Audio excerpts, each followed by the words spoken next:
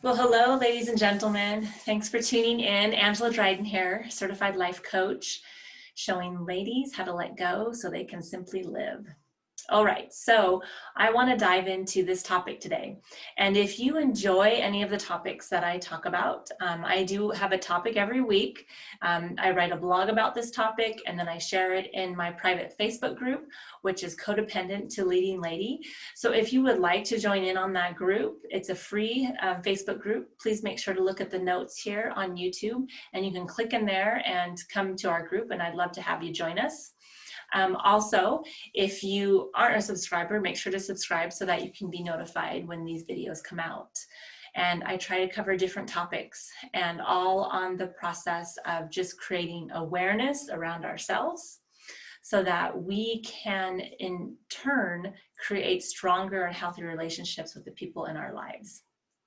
So one of the things, or one of the ladies that I coach mostly is coaching ladies who struggle with codependency. So obviously that letting go part, right? They struggle with that. And so this topic that I'm going to talk about today is about on intimacy. So being uncomfortable with intimacy is considered a codependent type behavior. And then I like to exchange that for a leading lady behavior and see how we can transform this behavior into what I like to call vulnerability. So being vulnerable is a leading lady behavior. And I'm going to show you kind of how those two tie together. So let's talk about being uncomfortable with intimacy to begin with. So a lot of times what I had noticed when I was kind of exploring this and what's kind of coming up for people is that when it comes to intimacy, a lot of our intimacy seems to be wrapped around occasions. So it seems to be that we go to an event and so people are hugging and things like that, because maybe somebody, whether it's to congratulate somebody on something that they're doing, a venture or something new, you go to a party, there's friends, you hug when you first meet, type of thing. So those are kind of an occasion of why we're hugging. So it's not just because there's an occasion wrapped to it. Or there could be an occasion where you have a friend or a loved one that's struggling or sad. So your response is you go in to give a hug because they're sad and you want to, make them feel better. So you go in for that hug. So that's it would be considered an occasion. It's not that you're just doing it. And there was a couple others that I had mentioned in my blog. And so if you want to go through that, you'll get some more detail on that as well. But those are kind of, and I'm sure you can think of other things of where it seems like it's an occasion where you actually show intimacy.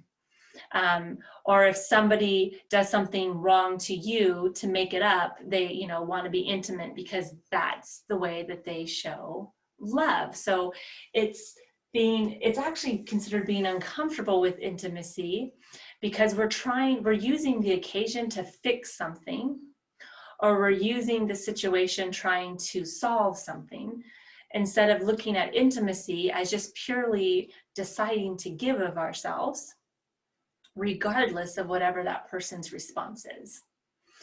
So when I look at it, like I said, it's occasions. You see a lot of occasions in which it has to be a certain situation that you're giving a hug.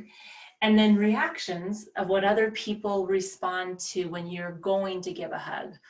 So there's a lot of that. So the uncomfortability is kind of that unknown. You're not sure if they're going to want a hug or not. You don't know.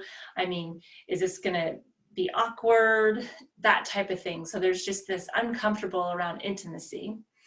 And what I want to offer is that if we choose to be more vulnerable and we choose to come from a place that we're meeting our need already, that when we go to give a hug, whether it's an occasion or whatever their reaction is from that hug, we can show up in a way that we are just good and solid with ourselves, and we don't take on that they're pushing back or they don't want a hug, or that because sometimes what happens if people don't want the hug, we take it on and we're like, well, what did I do wrong?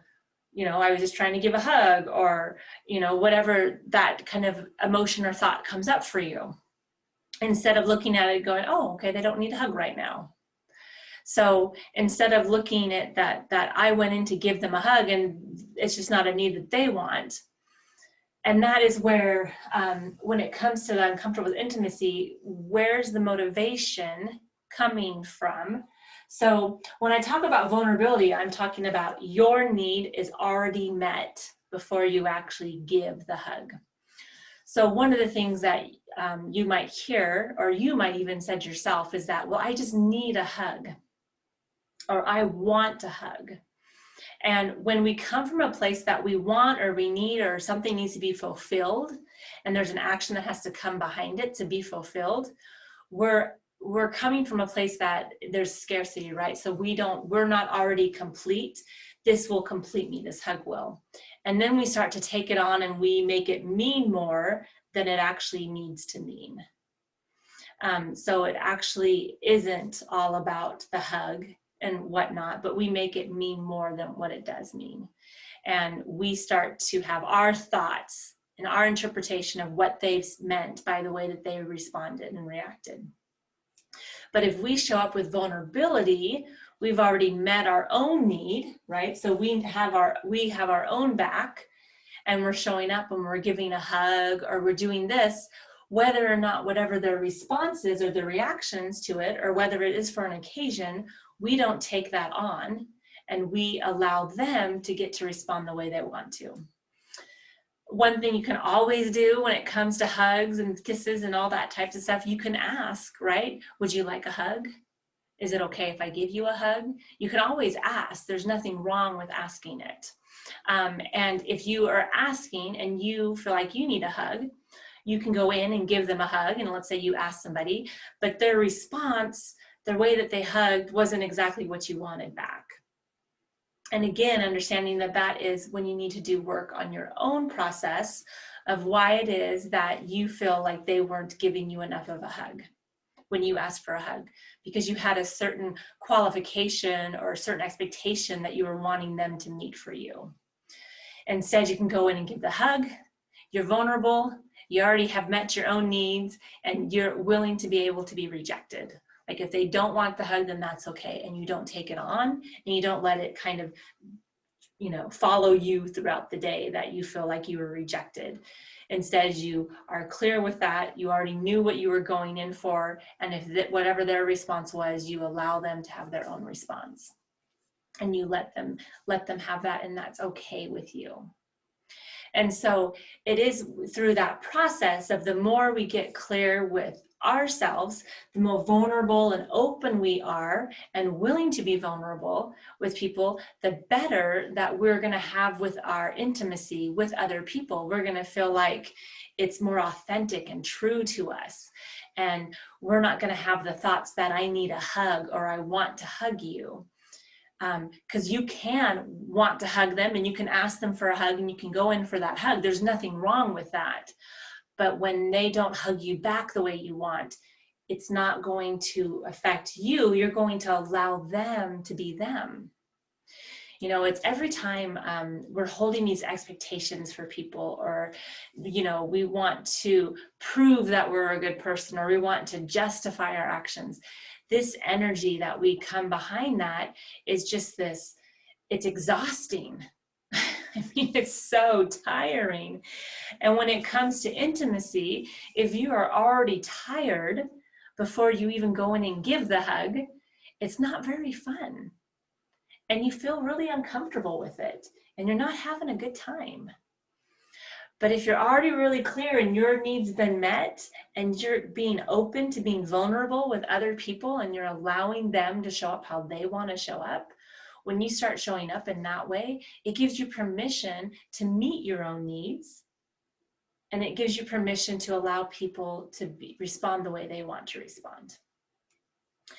So I hope this was helpful when it comes to intimacy and vulnerability, and understanding that being uncomfortable with intimacy can really change when we start to be vulnerable with ourselves and we allow people to respond the way that they want to, and we don't take it on as though it means something to us.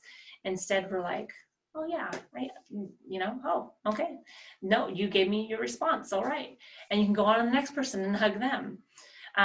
But being clear that if you're going around hugging people to try to find the one that's hugging you back the right way, that too within itself is you not meeting your own need of whatever that is, so that you can go off and give that hug without any kind of expectation. And you know, especially as moms, what I have found, because I'm a mother as well, especially as moms, when our kids are young and we're hugging on them and we're loving them, and then as they get older and they're not hugging us back, we start to make that mean something, that maybe something's wrong with us as a parent, when really letting your kid have their emotion and what's going on with them, you can address it if you want to. That's completely okay, and they can choose not to respond to you, or they could choose not to want to talk about it. So again, that, you know, having that expectation of wanting to communicate with people, when we start to get ourselves really clean and really able to meet our needs, we can show up in a way that is just really authentic. And it's really, there's no expectations that we're having of them. And then what happens is people can let down their guard and they just become them because they feel comfortable with you. And then you're not as uncomfortable around intimacy. And you feel more like being vulnerable. In fact, they feel like being more vulnerable. And the energy around that is just very different. So when it comes to intimacy, that's kind of my input I'd like to share. I hope this was helpful to you.